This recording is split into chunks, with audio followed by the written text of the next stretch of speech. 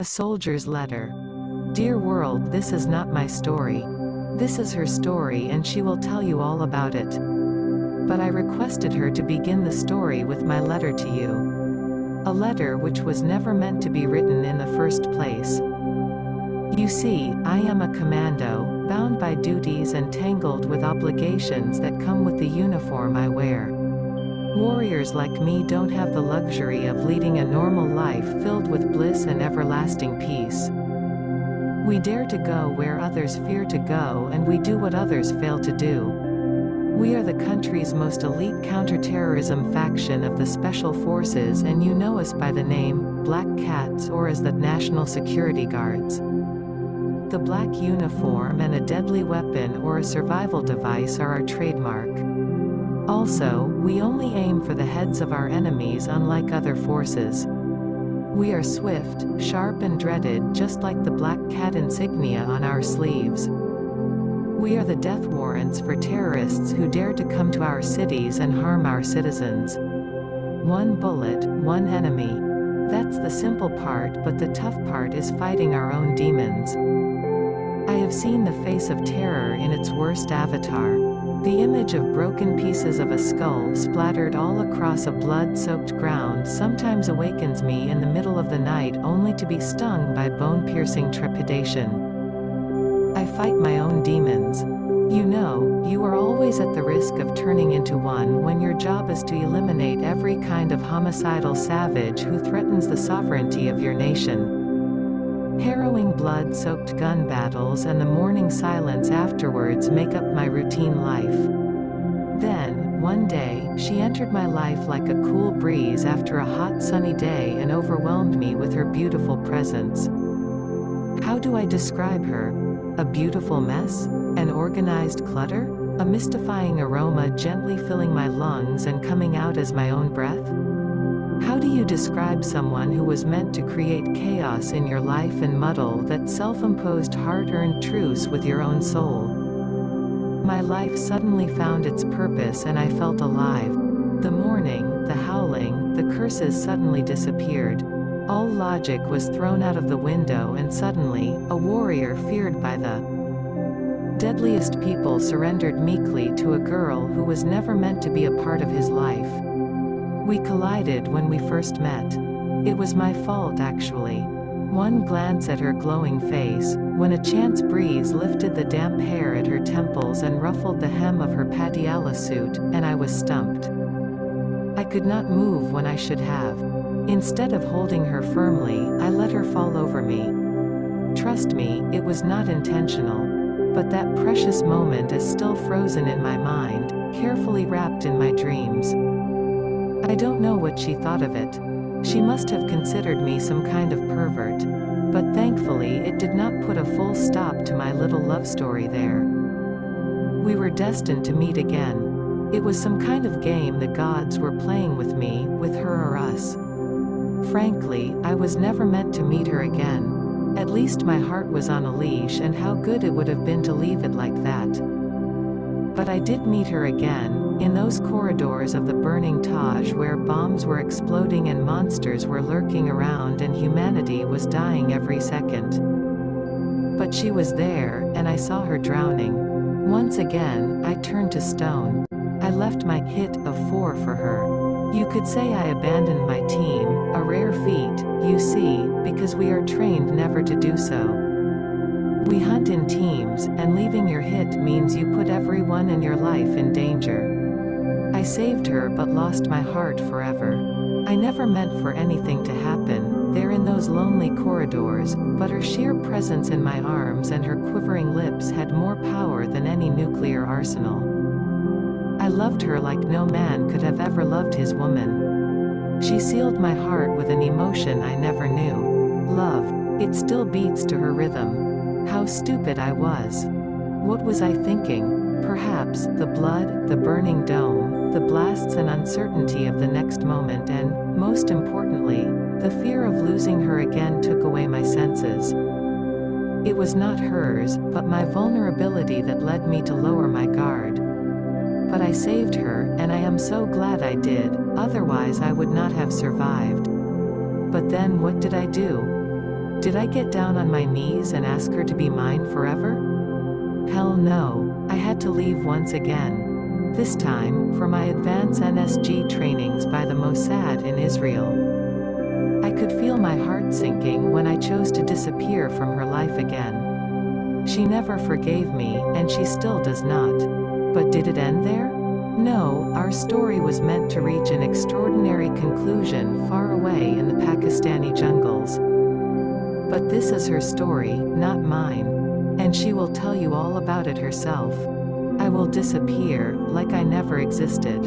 I have cried in pain and hope, but most of all I have lived through times others would say were best forgotten. Sincerely, a black cat. 1. The collision. I met him at an art exhibition. The kind of exhibition that absorbs your entire being into its beautiful, mad colors. At first, you'd think that there is nothing in common between a dull, boring canvas and the spirited, vivacious colors on it. But they are meant for each other, and it is together that they create art and culture, and sometimes, even history. Together, they have the power to shake the world and also inspire generations. Their very irreconcilability creates the opportunity for an extraordinary relationship where the existence of one is solely based on the presence of the other. If only I knew that one day I too would witness a relationship just like a canvas and its colors in my own life. It started when I met him for the first time. Actually, it was more of a collision than a meeting. We collided into each other like shooting stars, illuminating the dark space around with magical light. My world was shattered, elucidating the state of my illuminated heart. In the movies, this kind of thing usually happens to the guys. Our handsome hero spots a beautiful girl and things slow down as he falls in love with her. But things don't always happen the way they do in the movies or in romance novels. Even women can be smitten by love at first sight. But anyway, that is not the point. The point is, I was mesmerized by his broad shoulders, tall frame, masculine face, hazel eyes and full lips. He was an army officer. At least, that is what I could gather from his uniform. He wore a regal olive green uniform with 6 golden stars on his shoulders, like the ones that twinkle in the sky. His boots were glossy, and his olive green shirt was tucked neatly into his pants. The dark green beret was resting rather smugly on his head. He definitely stood out in the crowd. You don't exactly associate a warrior and art together, do you? And so, it struck me as rather strange to find a warrior in an art gallery. After all, it was not an arms exhibition but an art exhibition. I was here because of other reasons too. I, along with a few friends, had decided to bunk our horrible physics class which was taught by Mahapatra Sir. In a way, it was a protest against his horrible self-imposed, rustic ideas. He belonged to a village in Orissa and loathed all urban dwellers. He had a theory that it was city folk who were responsible for his childhood miseries, of belonging to a poverty-stricken, drought-prone village, the kind of place shown on TV. Of course, no one deserves a fate like that, but tell me, how can it be our fault? We're just a bewildered and lost generation who are fighting our own battles while embracing our newfound independence as youth and the responsibilities that come with it. And to top it off, we're at the age when our parents compare us to some Sharma Ji Ka beta and glare at us disapprovingly. Our mentors and teachers shake their heads at us. The heartbreaks are as common as the sun during summer. The mind wanders in the jungles of quizzes, assignments, projects and dreaded examinations, which will eventually decide our future. A future, which looks bleak and where hope is an alien word. Our nights are spent listening to crappy music like 50 Cent and Good Charlotte over a beer can and sometimes with a little porn thrown in, which frankly is lame because at that age we truly believe that love is God, and the porn on the internet feels so fake. Where is that passion and affection that created Heer Ranja, Layla Majna? Where is the fire to ignite the souls into one flame, which could easily be felt even while watching two flowers doing hanky-panky on screen in Z classic movies? That love doesn't exist these days. Is there even such a thing as true love? My mother keeps saying that love is the strongest energy on this planet which sustains our survival and perpetuity. I wonder if I will ever witness the intensity of true love as my mom describes it or as my daddy fondly remembers. The creases beneath her sunken eyes suddenly start shining and her eyes twinkle every time she talks to me about Dadu, whom I never met. I guess I will never know, but I love being young and reckless. I love the feeling of being rebellious, watching Splitsvilla, listening to pop, rock, country, rap, worshipping David Guetta, swaying to Ed Sheeran tunes. And I do believe that 50 Shades of Grey is all about true love. Such are the pleasures of college life. I never knew the world beyond this, and my limited exposure hindered the wisdom life could bestow upon me. In this life of comfort, I did not know that there exists passion, bravery, agony, gallantry, supreme sacrifices and love. What was true love? How was it supposed to be? I didn't know there were some audacious souls who love our nation above all. Exactly the kind of love by which you don't hesitate to sacrifice your life and leave your people in the cities to live amidst danger and risk your well-being just to save the honor and integrity of the thing you love. That is one true love not so common these days. I wish I could have known that I was destined to be part of this world soon, then I would have prepared better and cried less, if only I would have known. But back to Mahapatra, sir. However lowly he thought of us, we thought our state was worse than the drought or flood affected people. We had our own battles to fight. But he took it upon himself to personally avenge his forefathers and torment all kids born with a silver spoon in their mouths. It was not fair. We had 6 lectures in a week with him where he would conduct surprise quizzes, with no dearth of cruelty. That fateful day we gathered our courage, bunked class, and hopped over to nearby Janpath to ease our nerves by indulging in some street shopping. The shopping went on for 3 hours straight and then we decided to check out Celebrations of Life, an art exhibition by Subroto Mukherjee. There were 2 reasons we picked the exhibition. It was free, and since it was really hot and humid outside, the air conditioning inside the gallery was a bonus. Delhi heat can be deadly even without its soul sisters, smog and pollution. Even though my Patiala Salwar suit, Khadi Jola and Osho Chapals were not appropriate, I couldn't be bothered. No one in our pack of 4 was appropriately clothed for that kind of sophisticated event. Everyone else there looked dapper and suave in their tailored suits and designer dresses. They mingled naturally with the rest of the debonair people there while we looked terribly out of place. The occasional stares were meant to make us feel insignificant and worthless, but we roamed around the gallery like we owned it. I stopped before a vibrant oil painting. It was huge. A princess on a horse was kissing a warrior in armor who stood with a sword hanging at his side. He was holding the princess with one hand and the other held the reins of the horse. Everything beyond them, the trees, the mountains and the river, was blurred. The intensity of their romance was so deep that I stood transfixed in front of them for a long time. Such love stories are rare these days. People don't risk their lives, strip away their pride or get stoned to death to live an enchanting romance even if only for a moment, inspiring generations with the ferocity of such forbidden relationships.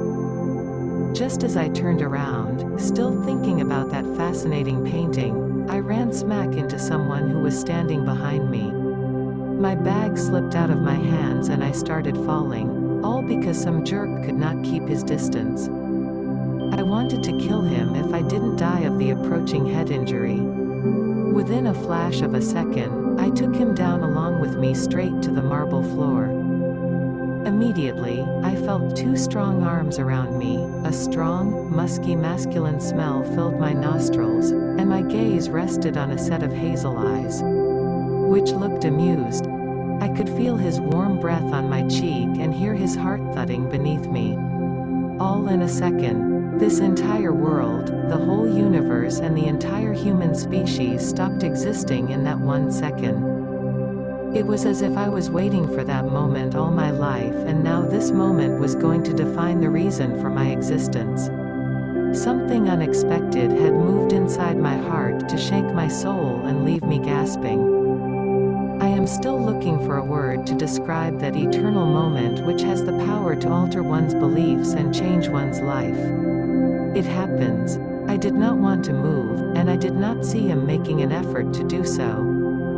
But just then, one of my friends noticed me.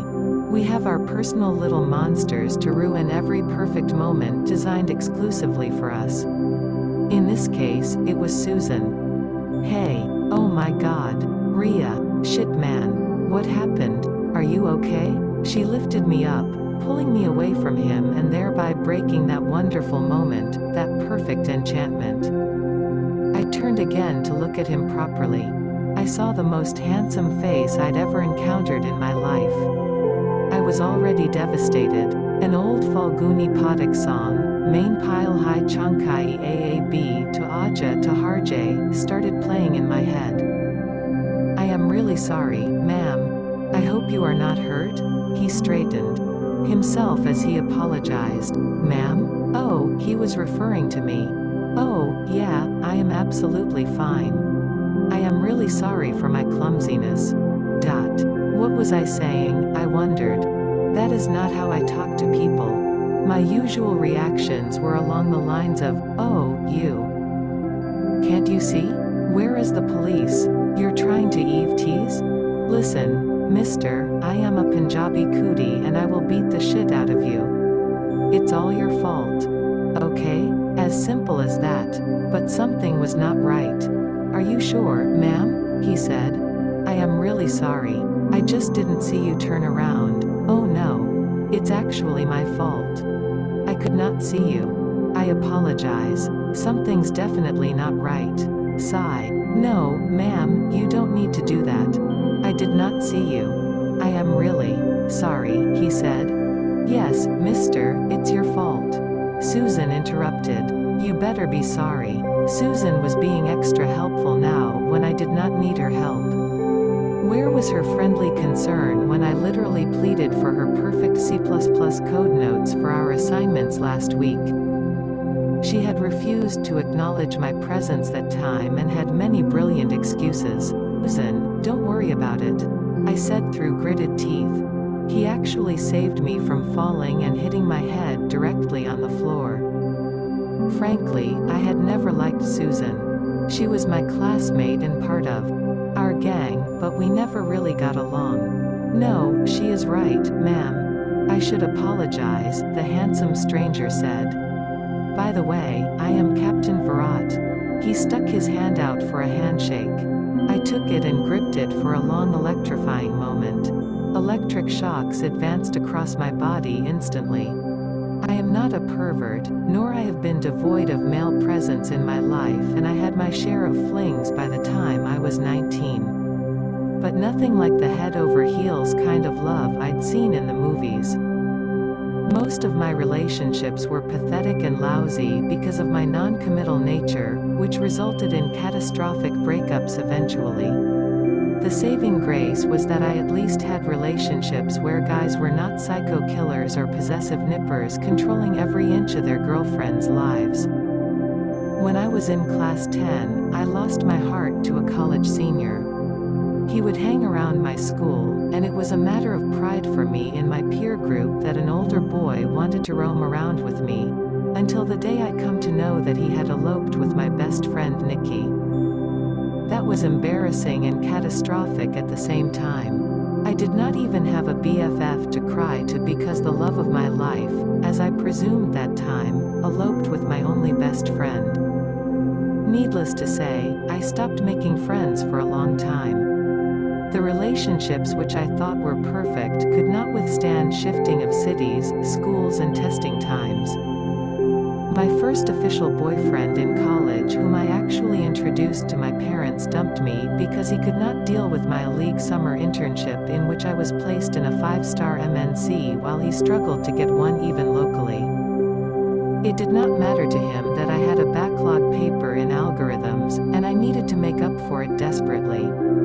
By the time I returned to my college after my month-long internship, he already had a girl in his arms. Such a misogynistic bastard. Something was missing. "Hi, I am Ria," was all I could utter. "Please tell me, what can I do for you?" he asked. "Everything," I said. What was I saying? I meant, what are you doing here? Ha ha, what do you mean? Exactly the same thing you are doing here, he smiled. No, I mean you seem to be on duty. Uniform and all. Oh my god, Ria. Really? You have just met him. Try to be better than that. Actually, I have been assigned to buy a few paintings for our office's mess, but honestly I know nothing about paintings. So, you see, I was struggling to find the perfect pieces, and, trust me, firing bullets are a lot easier. He gazed at me expectantly and I realized that I should laugh because he was being funny and looked damn cute saying all those things. I laughed. Maybe a little too much, but he looked pleased. "I am sorry, I've just been talking about myself," he said. "Oh, no problem. I am Ria and I am doing B.Tech in Computer Science from Delhi College of Engineering. And we are here for an educational excursion." Well, telling him about our bunking would be embarrassing. That is so nice. "Ria, could you please help me buy a few paintings? I am sure you possess great taste in art and culture," he asked very politely, and I could not have said no. If only he truly knew about my taste in art, he would have surely looked for an alternative. But I knew how to shop, how to find the hidden marvels at every street-side shop and finding the right kind of exclusive-looking items at a throwaway price from little shanties. These were just some exquisite-looking, overly priced paintings. I was confident of doing a good job there.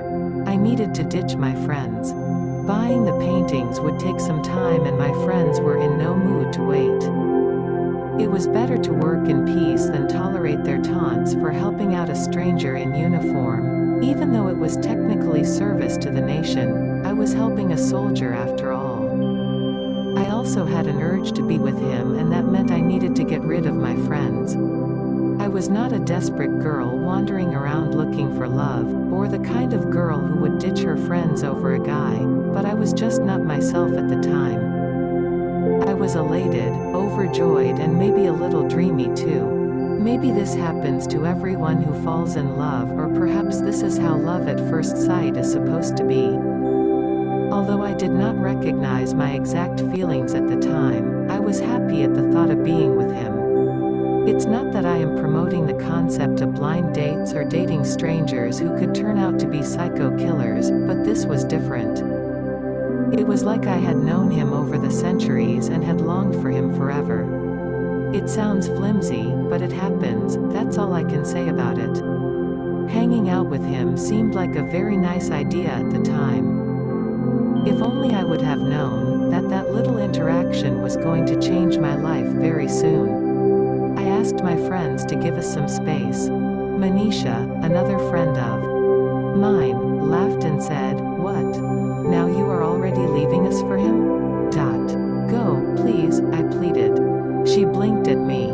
"Goo, just go and take everyone along with you. Okay?" She hugged me and waved goodbye. That was easy.